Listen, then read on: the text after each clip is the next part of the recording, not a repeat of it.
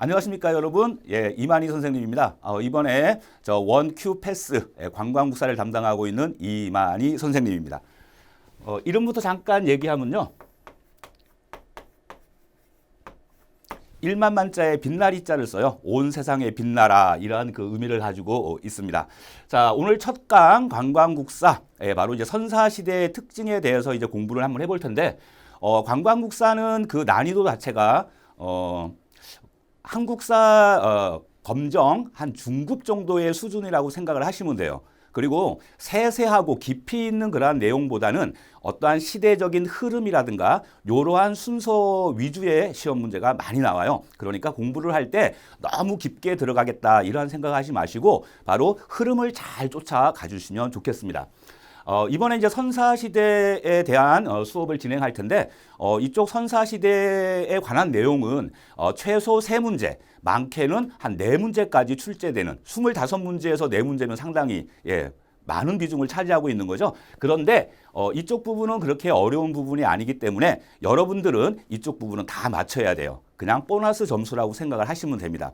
자, 그렇다면 이번에 수업의 그 방향성에 대해서 간단하게 얘기를 할 텐데 선사시대 같은 경우에는 바로 어떠한 것들이 시험에 나오는지 그 핵심적인 포인트를 위주로 해서 수업을 진행할까 합니다. 자, 오늘 첫 수업인데 저를 믿고 잘 따라와 주시면 여러분들 좋은 결과를 꼭 만들어 드리도록 하겠습니다. 자, 그러면 본격적으로 수업을 시작을 할게요. 우리가 일반적으로 선사시대 이러한 이제 표현을 쓰는데요. 선사시대의 반대 개념이 무엇이냐면 바로 역사시대예요. 역사시대와 선사시대의 차이가 무엇일까? 역사라고 하는 것은 역사라고 하는 것은 바로 기록된 시기. 즉 기록으로서 남겨진 그러한 시대를 우리가 역사시대라고 얘기를 합니다. 그러면 기록이 남겨지려면 반드시 무엇이 있어야 될 것 같아요? 그렇죠. 바로 문자가 있어야 되겠죠. 그래서 문자의 발명과 사용으로 인하여 그 당시에 어떤 그 사람들의 생활의 모습이라든가 아니면 있었던 일들 그러한 것들이 기록되어지겠죠. 그러한 것들을 역사시대라고 하고 그리고 선사시대라고 하는 것은 앞설 선자를 써요. 그래서 그 기록된 시기 이전의 시기, 즉 기록으로 남아있는 것이 없다라는 얘기예요. 그렇다면 바로 이러한 선사시대의 우리 선조들의 생활상은 어떠한 식으로 우리가 파악을 할 수가 있을까요? 기록이 남겨진 게 없으니까. 바로 그것은 바로 그분들이 남긴 여러 가지 다양한 유물이나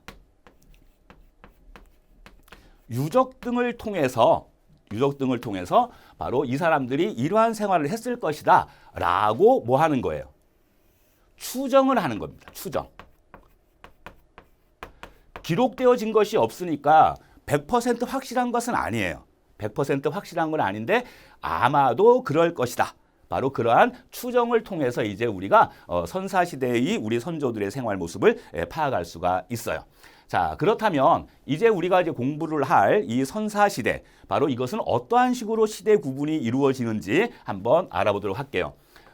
선사시대다라고 얘기했을 땐 일단 기본적으로 바로 석기 시기 그리고 청동기 시기 그리고 또 하나가 철기 시기 이러한 식으로 이제 구분을 할 수가 있어요. 그래서 석기, 청동기, 철기 그러면 이렇게 선사시대를 석기와 청동기와 철기로 구분하는 과연 기준은 무엇인가? 뭐 어려운 내용은 아니겠죠. 이것은 바로 그 사용된 도구의 주된 재질이 무엇인가 라는 걸 가지고 석기, 청동기, 철기 이러한 식으로 이제 구분을 하게 되는 거예요. 주로 석기 시대다라고 얘기하면 당연히 돌멩이를 주된 재료로 사용을 한다. 청동기는 바로 아연과 구리를 합금한 것이고요. 그리고 이제 바로 이제 철기는 바로 철을 주 소재로 이제 하게 되는 거예요. 자, 그런데 청동기나 철기 시대나 석기가 사용되지 않았다라고 얘기하면 잘못된 거겠죠. 요즘에도 바로 현대에도 돌을 이용한 도구는 충분히 이제 사용될 수가 있게 되니까 그거는 이제 참고해 주시면 돼요. 자, 그런데 이제 본격적으로 시험에서 가장 많이 나오고 있는 부분이 바로 여기 있는 석기 시대인데, 자, 이 석기 시기는 또한 크게 세 개로 나눌 수가 있어요. 바로 구석기 시대, 그 다음에 중석기 시대, 그리고 신석기 시대.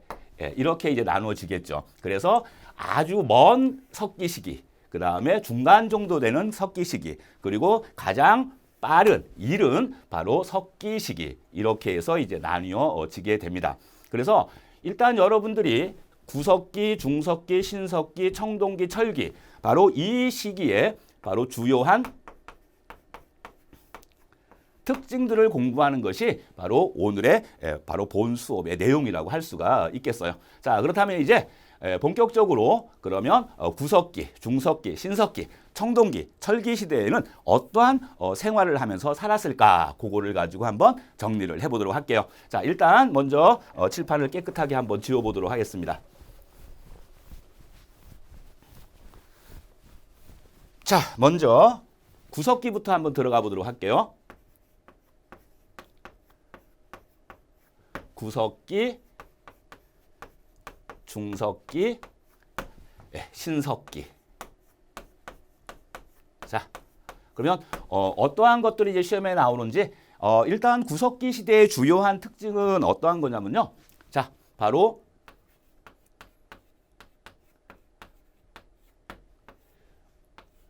구석기 시대의 대표적인 유적지가 어디 있는가? 이러한 것들을 여러분들이 이제 공부를 하셔야 돼요. 그래서 구석기 시대의 대표적인 유적지라고 하면 주로 어디를 기준으로 해서 바로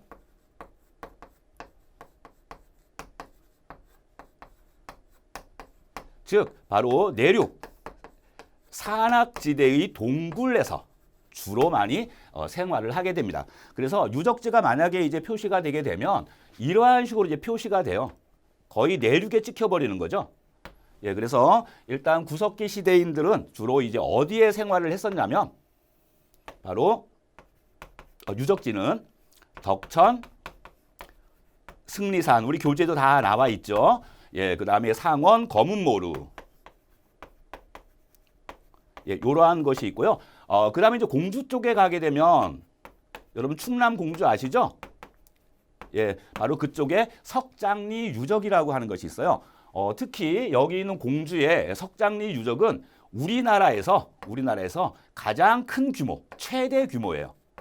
최대 규모의 구석기 유적지, 바로 석장리 유적지가 있고요. 그리고 여러분들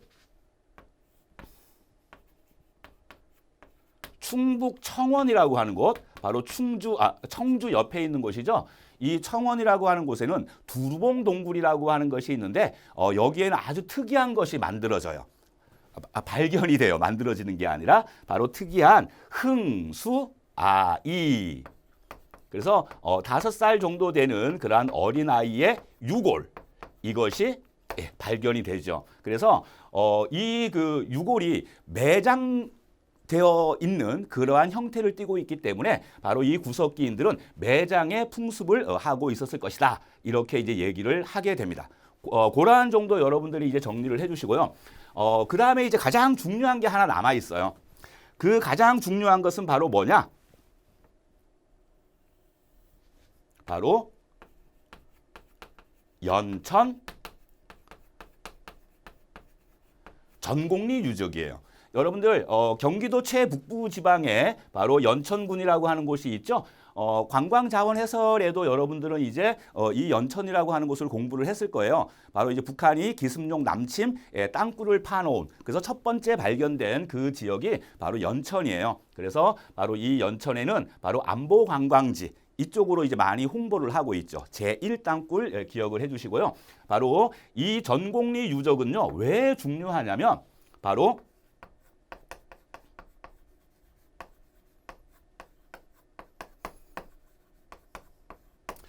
바로 프랑스 아슐리 지방에서 출토된 그러한 주먹도끼와 거의